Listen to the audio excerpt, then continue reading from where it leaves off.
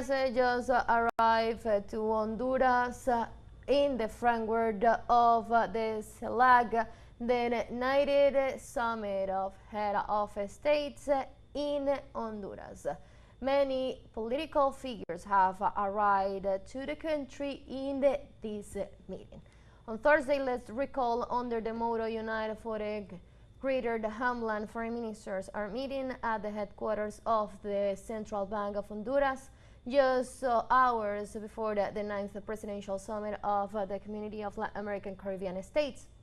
They will discuss economic and social solutions of regional interests in order to establish the thematic agenda with the strategic guidelines that select leaders will analyze on Wednesday.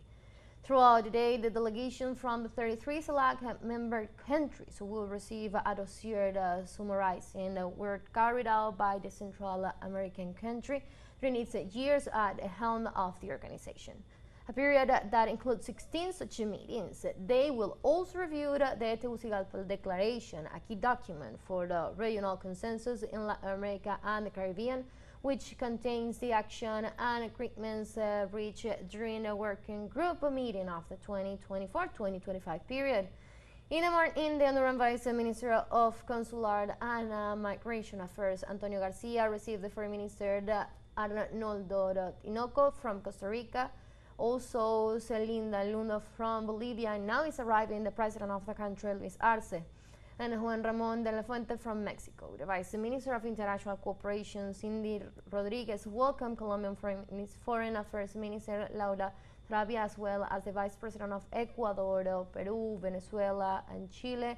Honduras authorities also reported the arrival of Panama's Vice Minister of Multilateral Affairs, Carlos Guevara, and the foreign ministers from Jamaica, Antigua and Barbuda, St. Kitts and Nevis, Grenada, Bruno Rodriguez from Cuba, St. Vincent and the Grenadines, Trinidad and Tobago. Let's recall that earlier, Honduran Defense Minister Rixi Moncada welcomed Honduran's President Yamandu Orsi at the Palmorela Air Base north of the Tegucigalpa.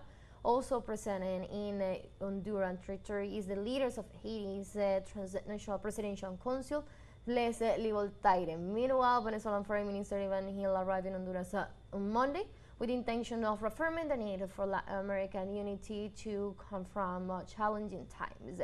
This context of strengthening regional relations under Honduran's leadership, specifically in light of U.S. policies on migration and global trade, the presence of these delegations reaffirms the growing interest in bolstering both bilateral and multilateral ties among the CELAC members.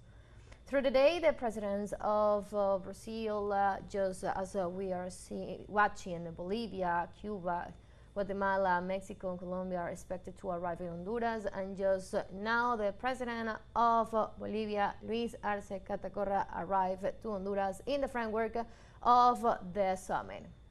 Chinese Premier Li Qian held talks with the presidents of the European Union to assess trade cooperation and the stability of world markets in the wake of Trump's tariff announcement. The head of the European Commission emphasized that China and Europe have the responsibility to support a solid trade system based on a legal playing field. In this regard, the Chinese Prime Minister stressed that his country and Europe agreed to strengthen trade cooperation and move forwards in re-establishing their diplomatic ties.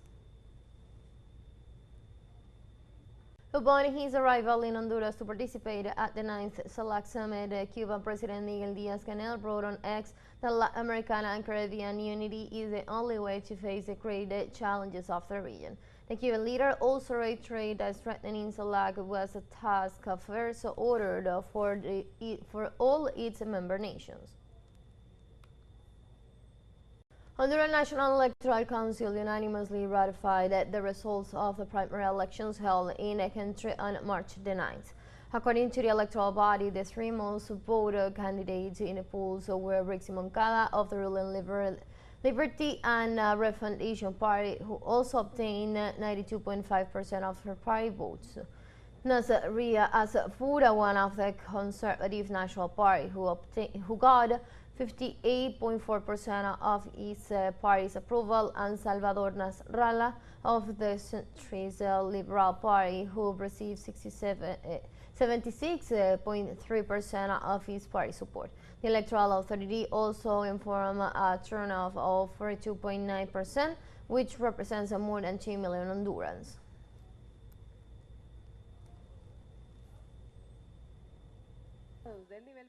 The results of elections of the presidential candidates are as follows: Rixi Moncada, of the Liberty and Refoundation Party, with a total of 674,215 votes. Second place, Nasri Asfura, of the Conservative National Party, with 625,823 votes, and Salvador Nasrallah, of the Liberal Party, with 381,062 votes.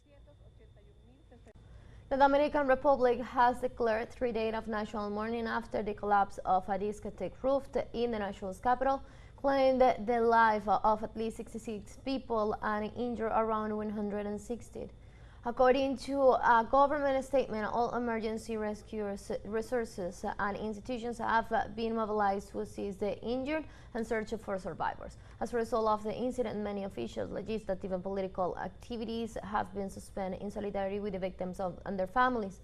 Several reports indicate that hundreds of people were trapped under rubble, among them the merengue singer Ruby